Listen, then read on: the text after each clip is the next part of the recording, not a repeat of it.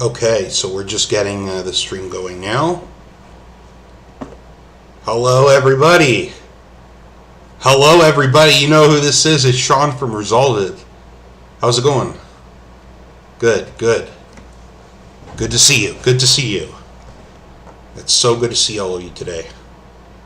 Yeah, we're going to new heights, I tell you. It's cool. We're going from the videos to the streams. Whew. It's a different experience, I'll tell you that, from doing this, the recordings, to doing this, to doing it live. So, all right, folks. So, just some preliminaries before we start. Does it undo if I do that? Okay, good. Just some preliminaries. I am based in Canada, so I'll take some general legal questions if you have them from another country, but just know that I am based in BC, a little bit in Ontario as well. I'll try and answer your question the best I can. Criminal defense cases. If you have a criminal defense case right now, the best thing to do is to call duty counsel at your local courthouse, and that's because your case is kind of local law affected. So you need to understand what your local laws are, so that they can raise a proper defense. I don't want to be responsible for anything that happens to you from your criminal case. If it's a civil case, it's a little bit different. The consequences don't include, your freedom and your safety. So I don't want to put that on you. So call duty counsel. If you're the victim of an active, ongoing criminal offense, call the police. That's done. Please leave the channel. Go call the police, and they will get you on the right track. And if you yourself have committed a serious crime, I would advise you to get a lawyer, as Gene Takovic would suggest. Say nothing, you understand? Get a lawyer! Get a lawyer. Asshole. He was watching Better Call Saul. So today we're going to discuss the workings of the Civil Resolution Tribunal of BC, or the CRTBC. So this is a tribunal that accepts claims of $5,000 or less. So that fits your category, this is probably a great seminar for you to listen to. Even if it doesn't, even if your case is being heard in another court, just listen to what I'm saying, because your case could apply to the CRT later. But that is an important consideration if your case is already being heard in court. Like if you have a family court case for child support and arrears, have the court deal with that first before you dive into a CRT application, because the CRT could just claim, hypothetically, oh, well, we're going to wait till the court case comes out and then we're going to decide. So it's better to just head them off on the pass and be ready for that, and just have your court case dealt with first. So basically, what is the jurisdiction of the CRT of BC? They accept simple matters. And I'm going to tell you what that means, because simple matters is kind of a little bit complicated with respect to this tribunal. So they cannot order specific performance to make somebody do something or not do something, unless it's a contract or unless there's special circumstances involved, which, talk to lawyer, paralegal, resolve it about that. There's special circumstances where they can, if it's pursuant to a contract. So, some other points, very important. They cannot hear cases about defamation. If you have a slander or a libel case where somebody's lied about you, to somebody else, not you, to somebody else, and you've lost money, you need to go to the BC Supreme Court. That's defamation. That's also injunctions, making someone do or not do something that doesn't have to do with the contract. So, for example, making somebody, like I said, stop slandering or defaming you. So that's Supreme Court. The CRT can only hear civil cases. They do not hear criminal cases. And then regulatory cases in BC, there's a whole bunch of professional regulatory associations and groups and unions, etc. Your best bet's to go to them. Don't go to CRT. Have the regulation board deal with it, because they can issue injunctions. They can issue sanctions. They can issue suspensions, license. suspensions. For example, like doctors or surgeons, if you've had a botched surgery, they can take their license away.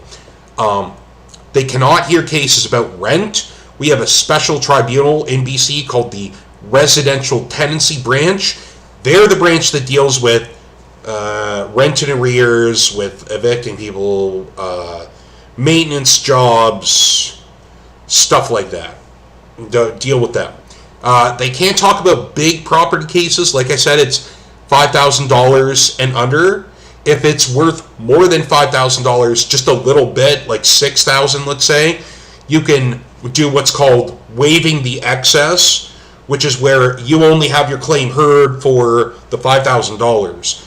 Now, if your claim's worth a lot more than $5,000, even if it's, if it's only a little substantial, you'll want to go to the BC Supreme Court because they deal with claims up to, I think, $50,000, something crazy like that. And again, as I said before, they can't deal with cases involving child support. If you have a case with child support, there's something called the Family Maintenance Unit, and they're the ones that will help you get your money. And they will give you some instructions about which documents you need to file with the court and with them so that they can get your money for you. Now, having said all the things that the CRT can't do, what can the CRT do? Here's what they can do. They can hear matters about motor vehicles. They can hear things about contracts or agreements, whether verbal or in writing, as long as you can prove that a contract exists. They can hear cases about harassment. They can hear cases about fraud and simple theft. For example, my friend stole my iPod, won't give it back. They can hear that. They can hear cases about property damage not exceeding $5,000. So let's say somebody put a rock through your window. You can sue for that. They can hear debtor-creditor cases where somebody owes money and it's in writing about a contract and it's not worth more than $5,000. You can go to the CRT for that. And they can hear cases about animals as well, as long as it's not about euthanization. If it's about putting down an animal or euthanization, that's BC Supreme Court, not CRT. So, initiating your case. There's whether your defense or prosecution, the applicant or the respondent, it's basically the same process. So, when you initiate a case, whether it's a defense or an application, you can either go through the website or you can do it in paper. You can also, I think you can do it via fax as well. I might have to double check that. If you initiate the process online, it's cheaper, but all of the evidence needs to be uploaded online as well. So that includes videos, and that could take a share of your time. So it just depends. Do you want to spend more time or more money, or what do you want to do? You must fill out the information in dispute application. You're going to pick person if it's about the person. You're going to pick business if it's about business. They also have one for a stratacore. And if you have one about a vehicle, you can pick that one. So pick whichever application. Right now, you're going to go. So I'm going to give you the link for the site. And if you don't have the link handy, that's okay. You can go to civilresolutionbc.ca. Okay, and there's a part of the website that's about forms. It should be up at the top under resources, the drop. Now, if there's more than one respondent, what you want to do is you want to print off or save an extra copy of the respondent page and then fill out respondent for each person in the lawsuit, and you could just write at the top additional respondent 2, 3, 4, etc. for as many people as there are. Just scrolling through, there's a part about interest on page.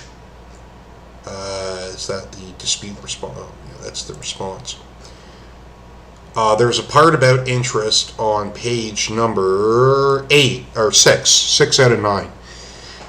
So this is if you have a written contract for debt. So if it's a credit card or a loan, usually there is an interest rate. You can claim the interest on the amount owing. So you would say yes. and then you would claim the amount that is on the agreement. I want to claim interest on an amount agreed to in a contract, and then you could just write what is the annual rate of interest. Just write that down. What date did the interest start applying? Write that down. The principal owing. How much interest is owing?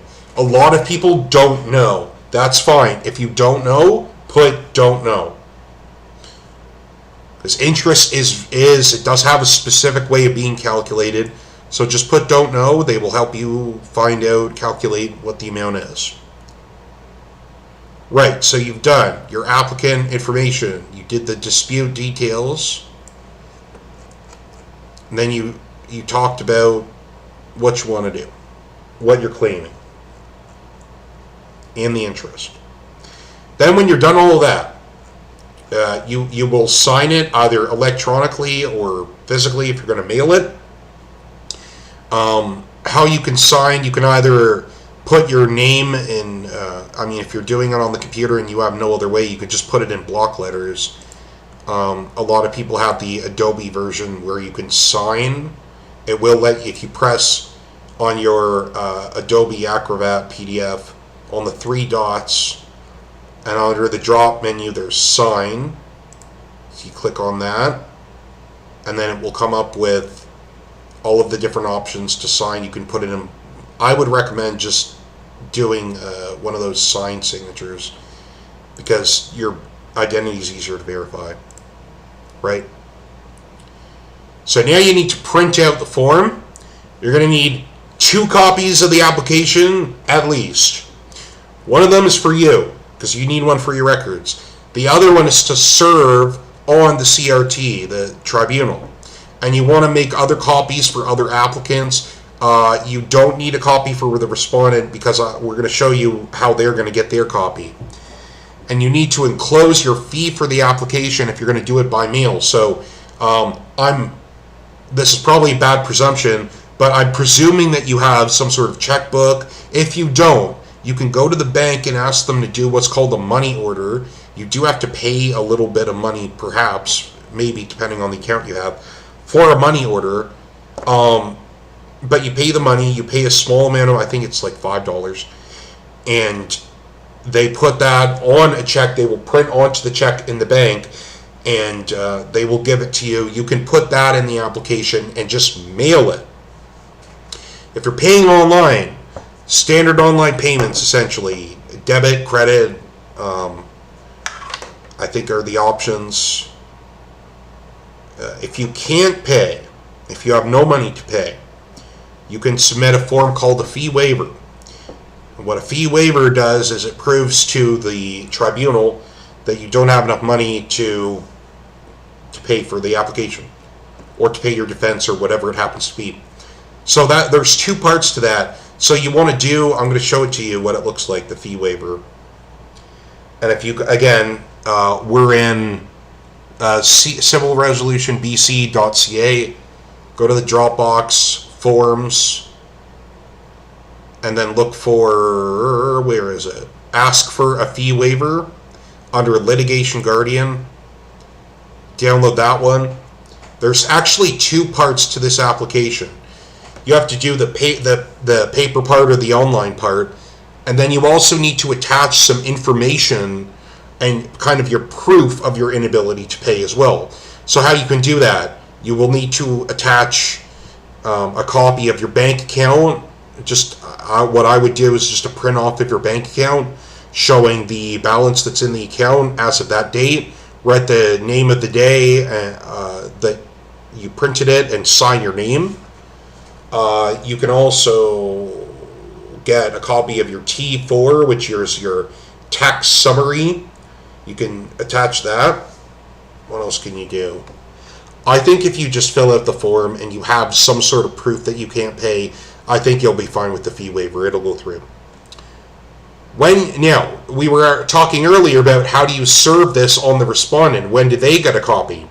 Well, when you've paid for your application and the fee, if you've put in a fee waiver, if that's been accepted, they will seal the documents and send them back to you.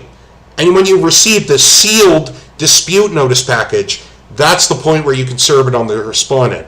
And there's a couple of ways that you can do this. You can do this personally, so you can go hand it to them. If they refuse to take it, you can drop it at their feet. That is considered valid service. You tell them the time that they've been served and you walk away. You can also mail the application. You pay for a tracking number. You can do this by taking it to Canada Post. Make sure that everything is addressed properly. They will help you at Canada Post if you need help. And then you can send it with a tracking number. I believe that it's $4.95 for a tracker. Correct me if I'm wrong. Yeah, $6.95. There's different prices depending on where you are. There might be some taxes. So they will write at the post office the name of where you're sending it to, so the respondent, and then you want to take that tracking number. That's proof. Don't lose that. That little slip that says RN and then a number after it, don't lose that. So after that, some other options. You can courier the person. So that's Perolator, Canada Post, UPS, USPS, whatever it happens to be. You can send it via those methods. Postman Pat. You can also email the respondent. This is another option. What you want to do is you want to print, to prove this, you print the email, you highlight the sent date and the received date. And that should be proof enough. You can also, if you have money, I wouldn't recommend it. There are some circumstances, though, where this is necessary. For example, if you can't serve it personally on them, you might want to have a process server or even the police give it to them. If you are in danger for your safety and you believe that other people might as well, you can have the police or a process server give it to the person. If the respondent's a business, you can also give it to their desk staff during business hours. That is considered legal service. So now we're going to look at the defense side of things so that if you're being sued, you know what to do as well. So how many, just a show of hands, how many people in the chat are doing, put up hands up if you're doing defense, do clapping if you're doing a prosecutor. Okay. Okay, there's a good mix of people. Okay. So, defense people, pay attention. When you defend yourself from a lawsuit, you have to make sure that you have been served with, like I said, that sealed dispute package.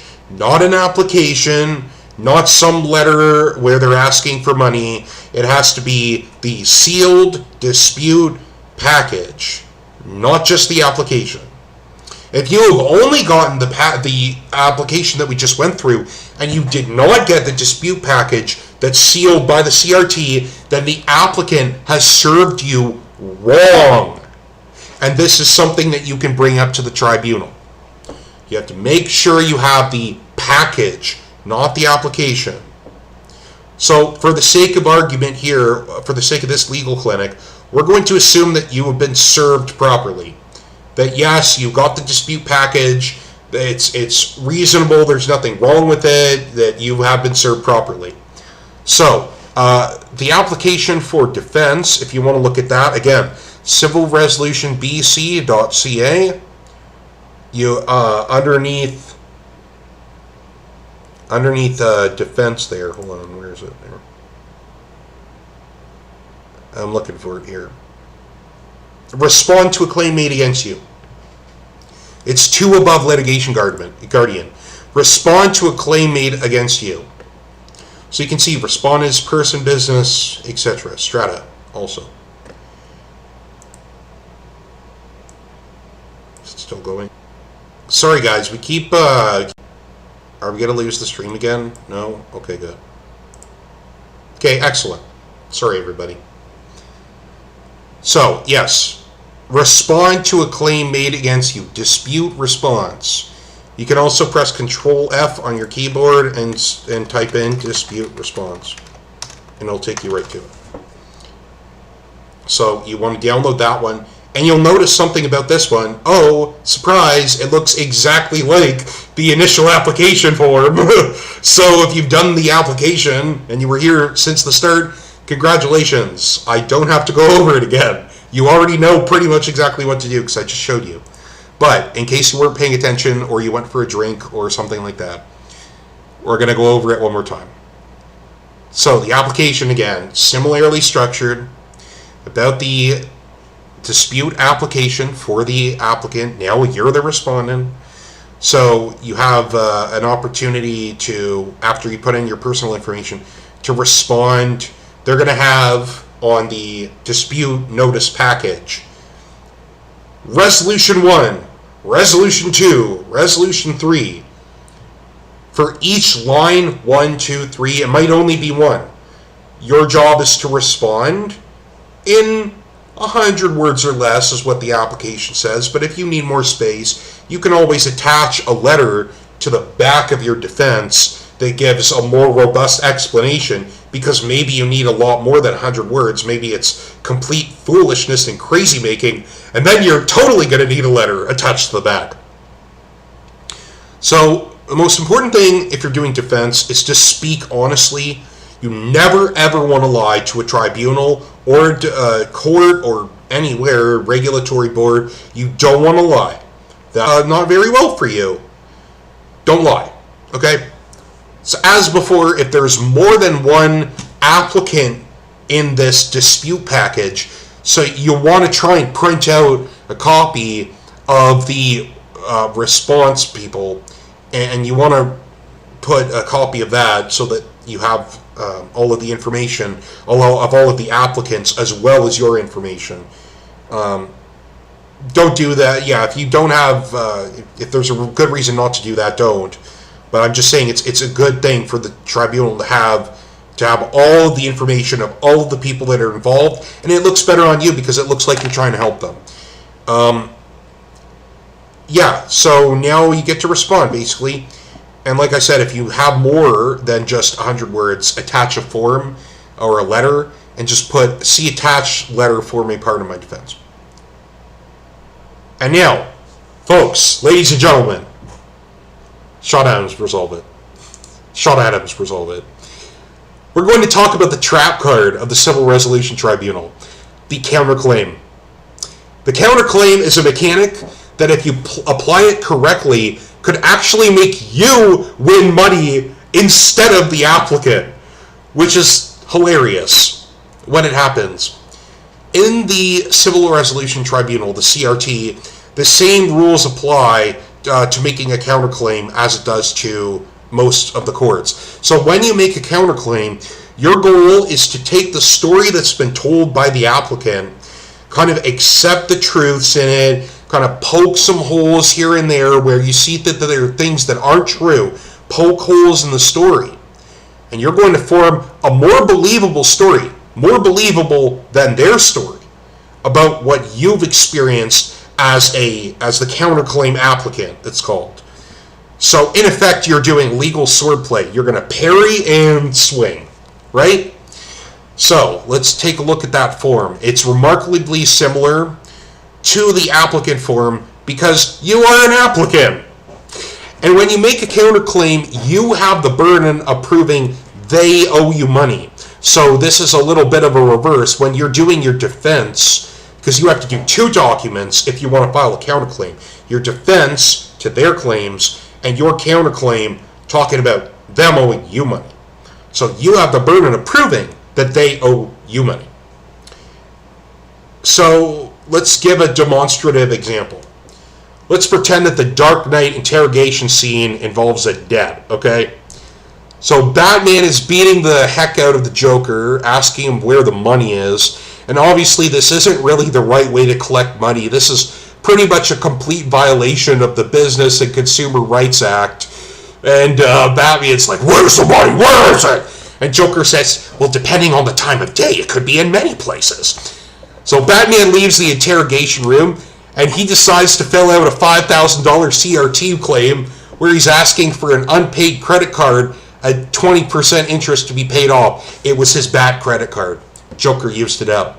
Well, Joker gets this notice dispute package, and he is not happy. So he's just been physically assaulted, and he doesn't owe any money to any man because he was in prison. So Joker is going to respond to Batman's claim, and you can see the example there, with a defense. And you could see the defense. It's very effective. And then he files a counterclaim. The counterclaim alleges that Batman battered him. Now, Batman has to file a defense to Joker's counterclaim. And he does that, okay? So he says, I didn't beat him up, or something like that. So the trial date comes, Batman and Joker go to trial, right? Who wins? Nobody! The arbitrator says that Batman used up his own bad credit card, not the Joker. The Joker brings in Commissioner Gordon, who acts as a witness against Batman. Well, the arbitrator says, oh, this is an interesting story. You've been beaten up, Mr. Joker. So the arbitrator rules, yeah, actually, Batman did beat up the Joker over a debt that doesn't exist. And now Batman pays the drip. So you see how the trap card of the law of the counterclaim works. It can turn what appears to be a losing situation into a total win. And that is the legal clinic for today. I hope it's been helpful. And we're going to take some questions now because you've been so very patient, and I want to thank you for that. And we've had some questions come in actually as I've been speaking. So some of these are from the live chat here on the Zoom, and others are from the ResolveIt email. So I will talk with you personally when this is done, because you did reserve a spot in the legal clinic. So thank you for doing that. Very first one of August, and there will be 3 more after this. So if you want to register, do it ASAP. ResolveCanada@protonmail.com. You can ask your own question, and if you can't attend the legal clinic, you can still ask your own question. ResolveCanada@protonmail.com. We will take your question. Now, let's answer some questions. Egun from Abbortsford, BC. I love your name, Egun. Asks, a neighbor owes me money for a lawn care job. We signed an agreement in May that was for the entire summer. This guy stopped paying us in late July. I don't want my guys to keep coming by if we're not going to be paid this August. What can I do about it? Great question, Egun. Thank you for asking. Depends on the amount of money. If it's $5,000 or less, this is actually great for you because you would be able to apply to the Civil Resolution Tribunal. If it's more than $5,000, you want to consider going to the BC Supreme Court to get the money back. You wrote in your question, we signed an agreement in May that was for the entire summer. So hypothetically, you could collect on all of the money that's due the entire summer if this gentleman doesn't pay you. You said this guy stopped paying us in late July. So it sounds like it's been a few weeks since you've been paid. And I'm sure that an arbitrator would want to hear about this. And you also said, I don't want my guys to keep coming by if we are not going to be paid this August. So this sounds like an opportunity to do some alternate dispute resolution, which is negotiation, mediation, and arbitration. There might be an opportunity to talk with this neighbor and to try and resolve things before you need to go to the CRT. So I would just ask the neighbor, do they still need these lawn services? Because you don't want to keep coming by if they don't need them, right?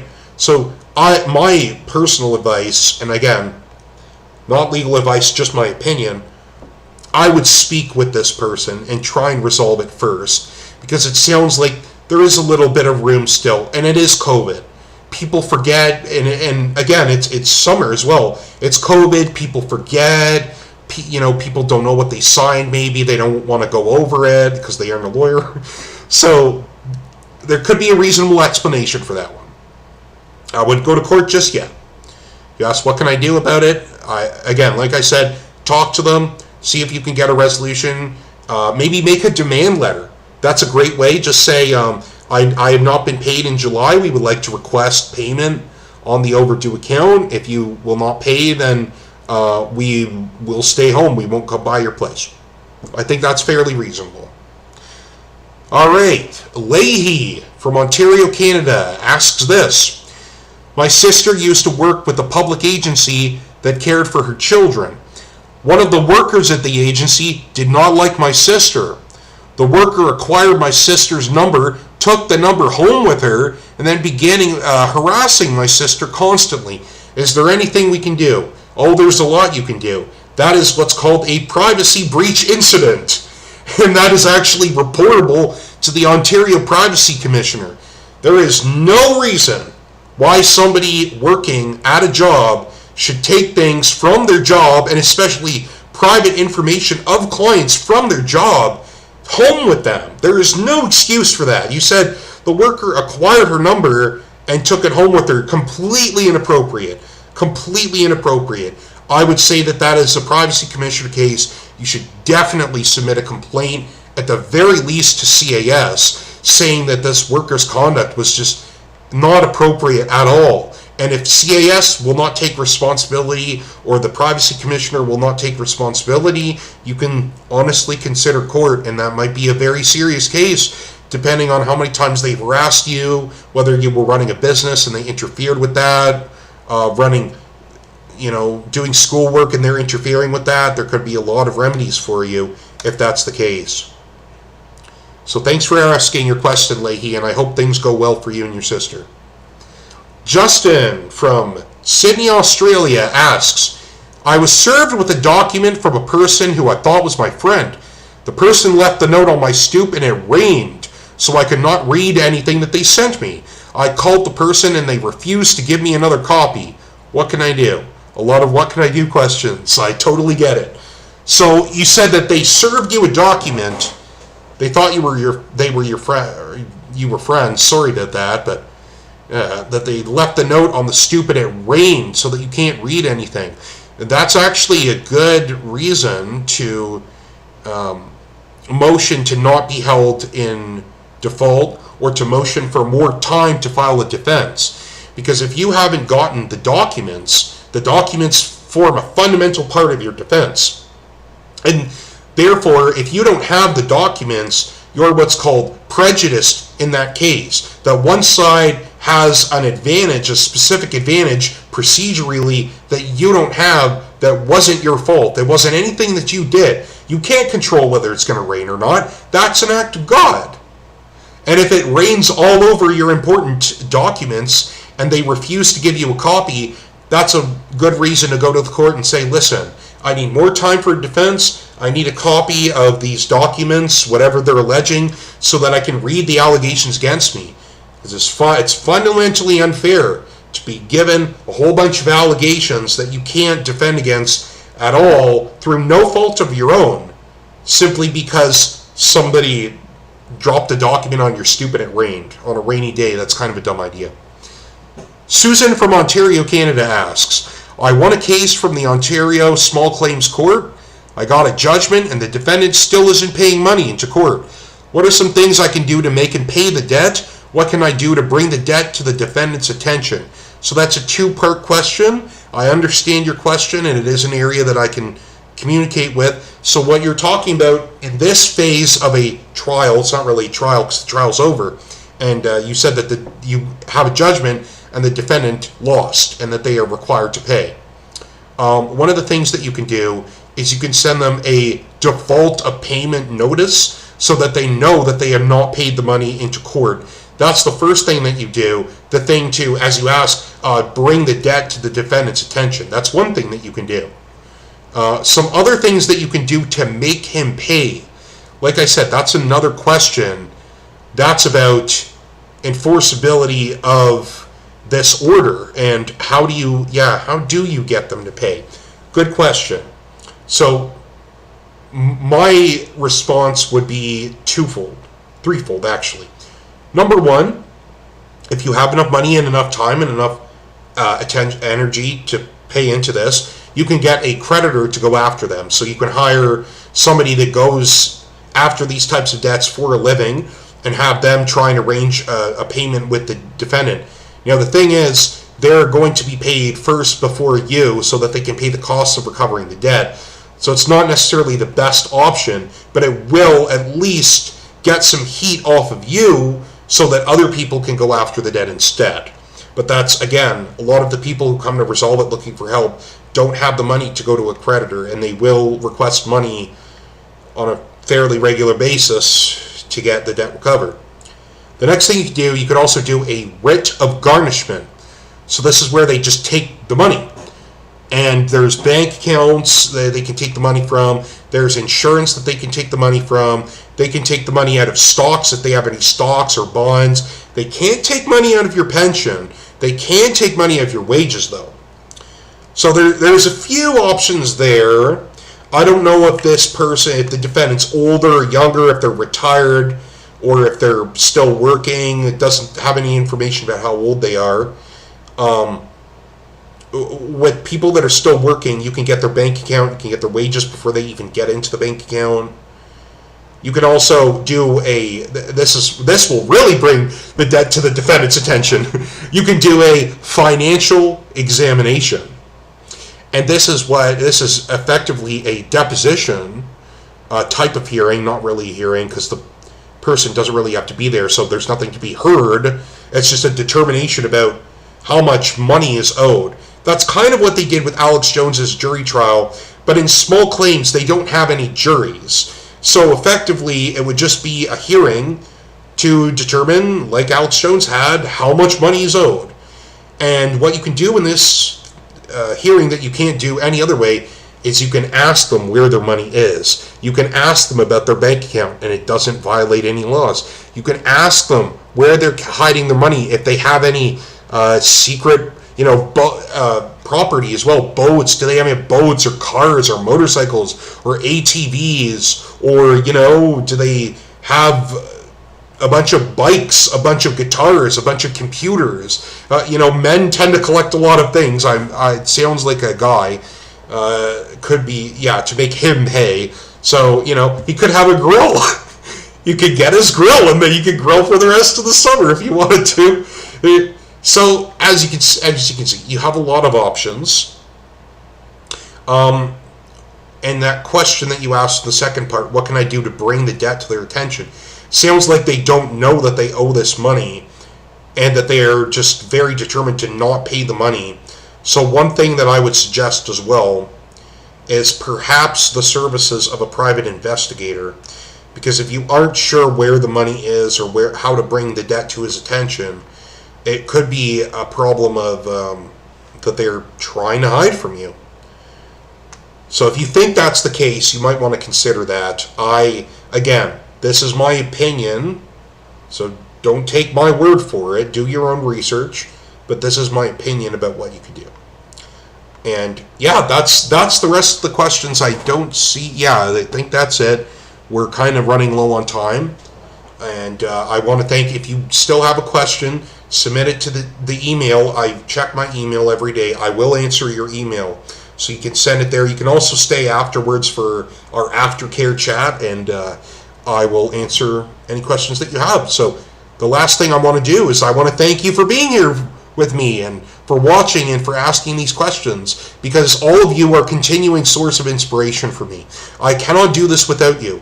I would be nothing. I would be a person staring in a mirror in my bathroom without you. So I want to thank you for that. And when I say you can do this at the end of my YouTube videos, I mean that. You can go through your case. You can get judgment. You can get the money that's owed to you. You can live the life that you want to live. I truly mean that when I say that, and I want you to know that I mean that. And that I'm thinking of you, I'm praying for all of you, and I'm truly wishing you all well in your cases, in your lives, and just in general. So again, thanks for coming by. And for my YouTube audience watching the replay, you can't be here now, but you're here in spirit, and you can do this. Take care. Until next time, this is Shawn Adams. Peace out.